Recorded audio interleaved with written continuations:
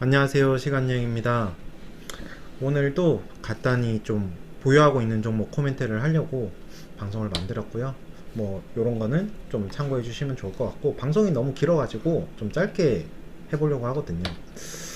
먼저 D&D 파마텍 오늘 아침에 이렇게 막 떨어지다가 이제 12시 뭐 요때부터 이렇게 갑자기 올라서 회복을 했는데 1조 8천억 정도 되거든요, 지금.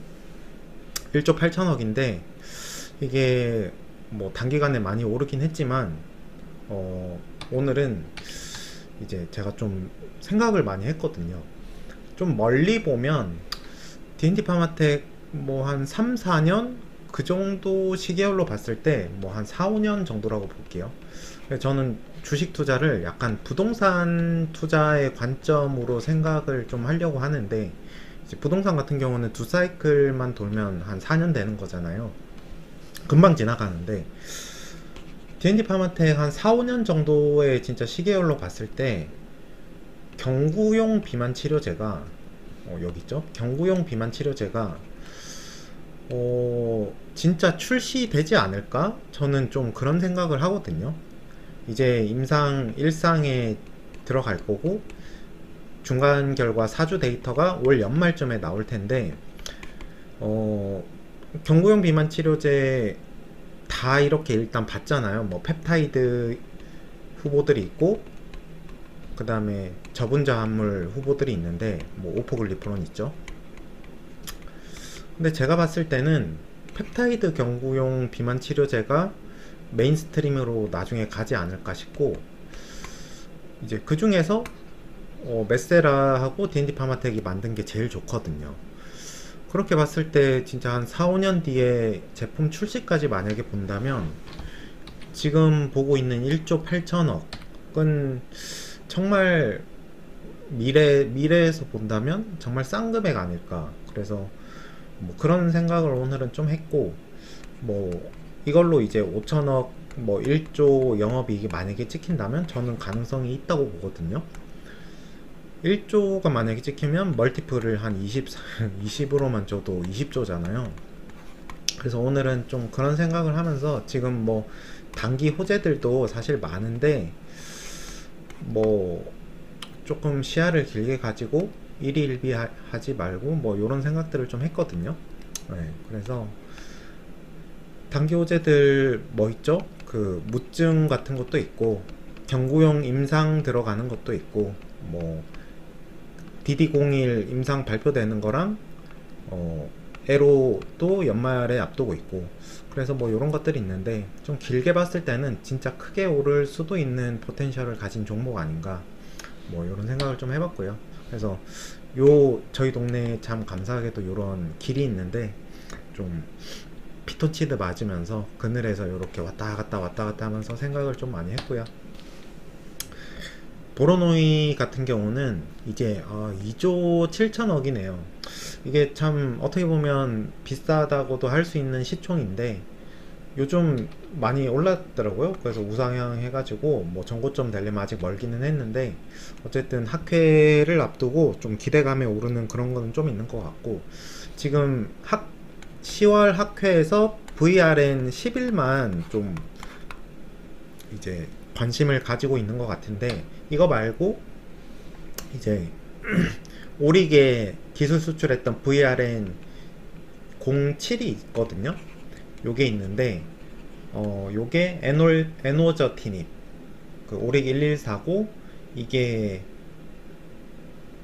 그 2분기 25년 하반기쯤에 요거에 대한 임상 결과가 나올 예정이거든요. 그래서 이게 아마 10월에 있는 학회에서 발표되지 않을까 싶거든요. 요런 이벤트 또 있어서 뭐 요거 알려드리려고 좀 자료를 가져왔고, 단독요법으로 07 단독요법으로 EGFR 엑선 20 인설션, 그러니까 그 1차 나이브 전에 치료를 안 받았던 환자 대상으로 임상을 했고 이거 결과가 나올 거거든요.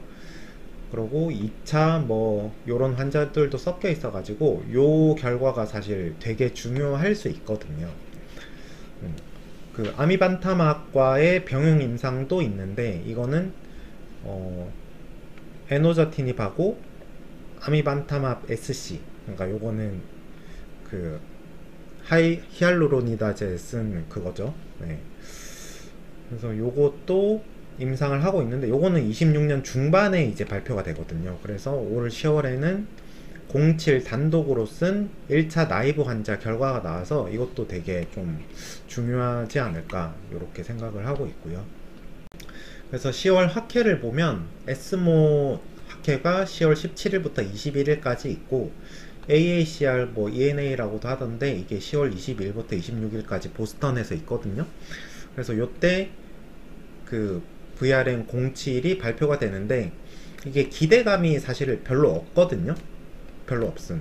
그래서 보로노이 주주들도 뭐 VRM 07이 오릭에서 발표되는 거 기대감을 별로 안 가지고 있는 것 같은데 어차피 단독요법에서는 별로 기대를 안 하고 있는 상황이니까 결과가 안 좋게 나와도 내년에 뭐 발표되는 이 병행요법이 메인이니까 이게 뭐 좋으면 되지 뭐 이런 생각을 할 수도 있고, 그러고 환자 자체들도 뇌전이 환자가 많고 심지어 활성도도 높아서 굉장히 헤빌리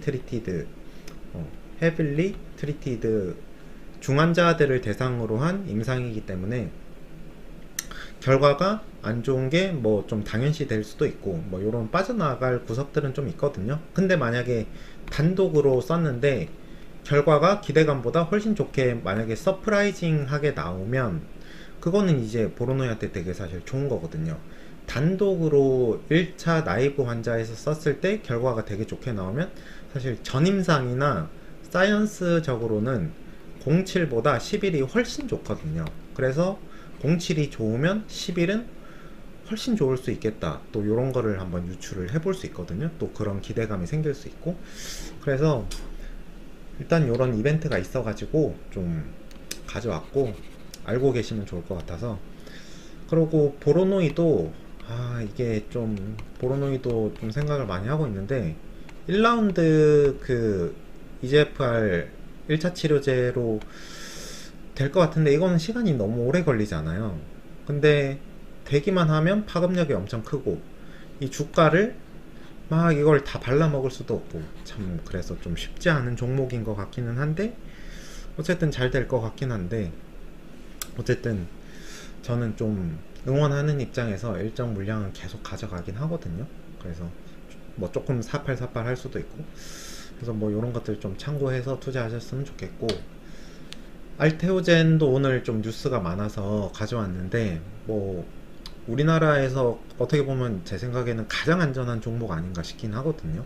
시가총액이 25조라도 너무나 지금 미래 밸류에 대해서 대비해보면 저평가되어 있는 종목 아닌가 이렇게 생각을 하고 있고, 뭐 이렇게 내렸다가 올랐다가 내렸다가 올랐다가 지금 계속 반복되고 있는데 작년 11월을 기준으로 보면 지금 거의 안 오른 거거든요.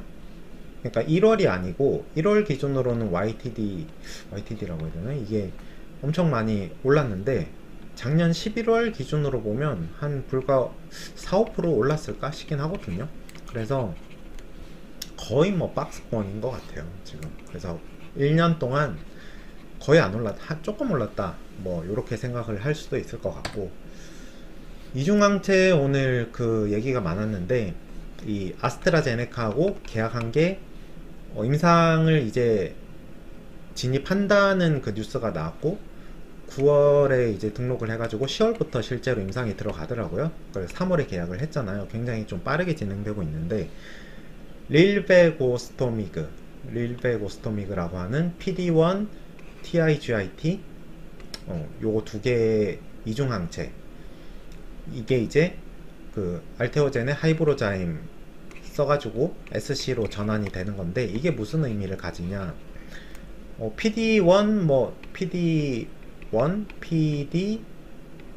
PDL1 요렇게 곱하기 뭐 VGF 위에 TIGIT 뭐 CTLA4 뭐 이런 식으로 막 가잖아요.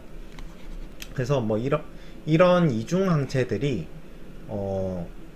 SC로 지금 변화하고 있는 과정에 있거든요. 근데 이게 얼마나 큰 좀 빅 웨이브냐면 뭐 이건 제 생각인데 뭐 많은 분들도 그렇게 생각하실 것 같은데, 이중항체가 그 하나가 두 개를 타겟으로 하는 거잖아요.